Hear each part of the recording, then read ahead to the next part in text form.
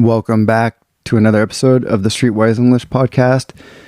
I'm your host, Carl. Today's topic is a little bit morbid. Morbid meaning dealing with death. So I want to talk about a special burial method. Probably the only person in the entire world to have been buried this way. But before we mention that specific case, I want to talk about what are the normal ways to be buried when someone deceases or passes away or dies. Right, the normal way is probably cremation, and that's when they incinerate or burn the body, and then the family members receive ashes, and they can place them in a little container in their home. And a traditional burial where they place the body in a tomb underground in a casket and bury the body. And another way is a sea burial, right? Where the body has been usually cremated first, and then the ashes are sprinkled into the ocean. There are several other more interesting ones, like where, let me see, burial methods. I'm on Google. Alkaline hydrolysis, I don't know what that is. Cremation, mausoleum, mummy, space burial, launching the human remains into space. Okay, so we're getting a little bit closer here. I've never heard of that, but it's on Wikipedia. And I've even heard of a very strange one called sky burial, where this happens in Tibet, I believe, traditionally, and maybe other parts of the world, but vultures come and eat the remains of the deceased, and the body is taken into the sky. And so that's a very interesting way to be buried. And going into the sky, that's what I want to talk about today. And if you haven't already guessed it, I'm going to be talking about how Hunter S. Thompson, the famous journalist, was buried, so to speak. So he wasn't buried at all. He was launched into the sky. And if you don't know who Hunter S. Thompson was, you can search his name, or maybe you've seen the movie Fear and Loathing in Las Vegas. Fear and Loathing in Las Vegas was based on the true story of Hunter Thompson going to Las Vegas originally for a job. So he was going there. He was a writer, and I think he was covering the novel Fear and Loathing in Las Vegas is based on 2 trips to Las Vegas, Nevada, that Hunter Thompson took with his attorney and Chicano activist Oscar Zeta Acosta. So I think that he was writing about some sporting event, and then this job for the magazine turned into a novel that he wrote, and then the novel was later adapted into a film. And during the making of this film, Hunter S. Thompson, who is the writer of the novel, was working closely with Johnny Depp, one of the lead actors in the movie. And they got to know each other really well. And Johnny Depp, as a good actor, you do a lot of research and you read all of the writer's materials. And so during that process, they became good friends.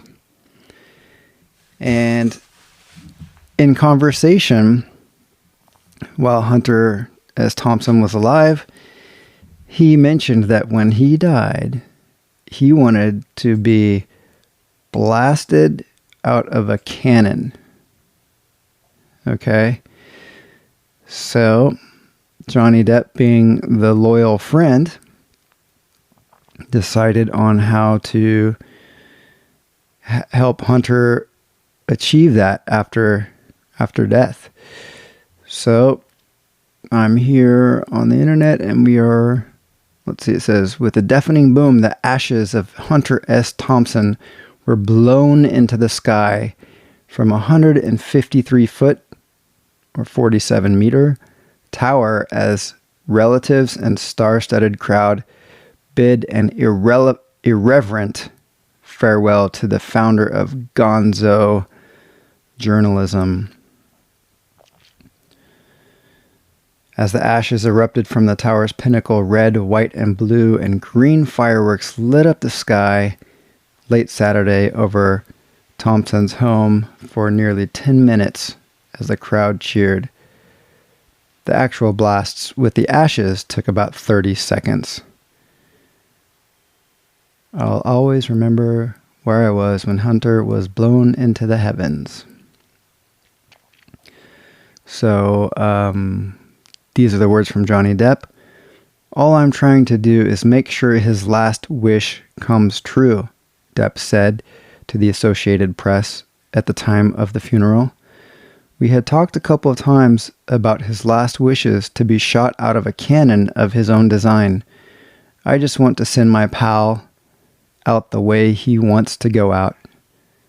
Depp portrayed Thompson's alter ego in Fear and Loathing in Las Vegas, a savage journey to the heart of the American dream, a movie based on Thompson's best-known book. Thompson was an American writer, best known for a style of writing that became known as gonzo journalism. Counter to traditional journalism, he embedded himself in his stories and wrote first-person narratives with minimal editing and objectivity that pushed the limits of American literary journalism into bold new directions. He spoke to writer Matthew Hahn for a story in The Atlantic in 1997. I don't get any satisfaction out of the old traditional journalist's view. I just covered the story. I just gave it a balanced view. Objective journalism is one of the main reasons American politics has been allowed to be so corrupt for so long. You can't be objective about Nixon. So that's all for today, my friends. I just wanted to talk about how that Hunter S. Thompson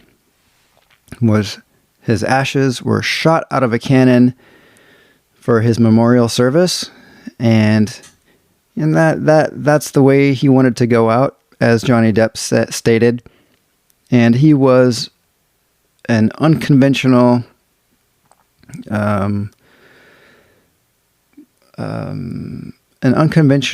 writer who paved the way for other journalists to be as wild and objective and unorthodox in their writing as he was. So that kind of memorial was very fitting for him. And irreverent is the word that they used. Thank you for listening. Let me know what you think about this, and go out and rewatch Fear and Loathing in Las Vegas, and do yourself a favor and Google Hunter S. Thompson. You can even find old interviews of him on YouTube, which are very entertaining. He was a great American writer, and unorthodox and irreverent, and started what's known as gonzo journalism. Thank you for listening, my friends. I hope you enjoy your day. And this is Carl from the Streetwise English Podcast. Over and out. Peace.